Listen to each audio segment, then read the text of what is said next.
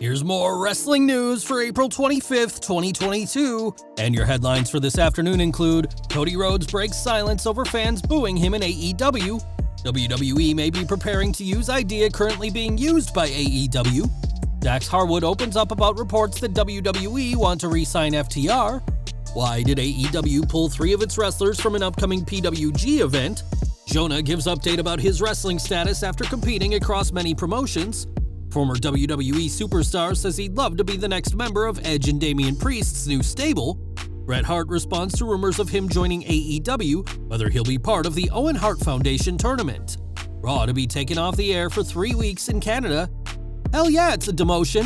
2-time WWE Hall of Famer blasts AEW for their booking of the Hardy Boys, and more. We are starting off today with Cody Rhodes, who has been on a roll since returning to WWE at WrestleMania 38. Rhodes has received a thunderous ovation from fans so far, who appreciate seeing him back, which is very different to how he was treated for much of his AEW run. Despite being a babyface in Tony Khan's promotion, Rhodes would receive a mixed reaction if not flat-out boos in AEW, and now the former TNT champion is addressing those fans. When a fan tweeted this past weekend that AEW fans didn't show him the respect he deserves, Rhodes said it was the quirky thing to do for fans to greet him with a chorus of boos. The American Nightmare also pointed out that no matter if he was cheered or booed, he always got the loudest reactions for the longest stretches, and said he wouldn't change a thing about how the fans responded to him in AEW. Since leaving AEW in February, Rhodes has been nothing but gracious about the company and Tony Khan, and even kept a promise to a fan last week after saying he'd score him tickets to an upcoming taping of Dynamite. While AEW wrestlers often bash WWE when they join the All Elite company, Cody isn't doing the same now he's returned to work for Vince McMahon, and is pleased to have had such a loud AEW reaction, even if it wasn't what was initially intended. Now, last weekend, WWE sent out a survey to select members of their fan base, and while this practice is nothing new, some of the questions being asked certainly stand out. Many of the questions are standard, asking those responding what WWE programming they watch, how long they watch for, and etc., but the survey also asked if fans are interested in NFTs. WWE and NFTs have a mixed relationship, as while the promotion made big money for The Undertaker NFTs around his retirement, John Cena has called his attempts at NFTs in August 2021 one of the biggest mistakes of his career. Fans answering the survey were also asked if they're interested in the real behind-the-scenes workings at WWE, and perhaps the most interesting question, were asked if they would be interested in a ranking system similar to what AEW currently has. While WWE has had a ranking system in the past, as older fans may remember the Power 25 on WWE.com, this could be the first time that a ranking influences booking, and it'll be interesting to see what changes the promotion makes based on their feedback. AEW news now is FTR have certainly found their place in the company, and in addition to being former AEW World Tag Team Champions, also currently hold the AAA and ROH World Tag Team titles. Last week, a report came out that WWE was interested in re-signing FTR, who competed as the Revival before their release in 2020, and we now know more about the situation. Speaking on the Wrestling Perspective podcast, FTR's Dax Harwood was asked about a possible WWE return and said that there was no damage control within AEW after the reports of WWE wanting them back. Dax added that given the immense respect they have for Tony Khan, they would never even consider discussing anything with WWE while under contract with AEW, but understands why their ex-employer would be interested in bringing them back. Given FTR's unique departure from WWE, in which they had to sign over a lot of royalties just to get the release, it's doubtful that Dax or Cash Wheeler will ever be the Revival again, but that probably won't stop WWE from trying to re-recruit the tag team. One thing that AEW does differently from WWE is that they allow their talent to appear at independent events, but that has changed slightly for 3 wrestlers. It's been reported that AEW's JD Drake, Dante Martin, and Wheeler Yuta won't be able to make the upcoming PWG Delivering the Goods show, which will take place on May 1st. Each man has been replaced in their respective matches, and it turns out that this decision was made by AEW. In an update from PW Torch, it's reported that AEW has moved a Dark taping from April 30th to May 1st, and while it's not been confirmed that the 3 will wrestle on Dark, the decision was made to pull them from the PWG show.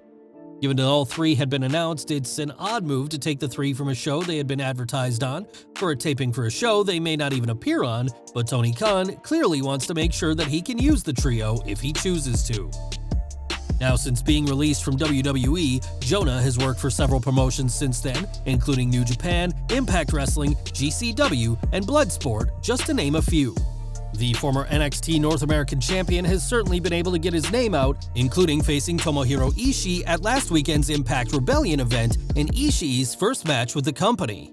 For fans questioning the status of Jonah's deals with these companies, Fightful has offered some insight, as Jonah is apparently committed to New Japan and considers them his priority. As for the other promotions he's worked for, it's reported that Jonah is on a per-appearance payment deal and doesn't have any official contracts with the other companies.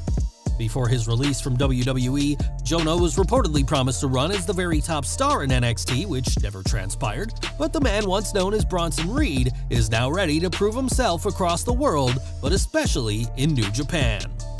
At WrestleMania 38, Edge defeated AJ Styles with a big assist from Damian Priest, who distracted the Phenomenal One after the match.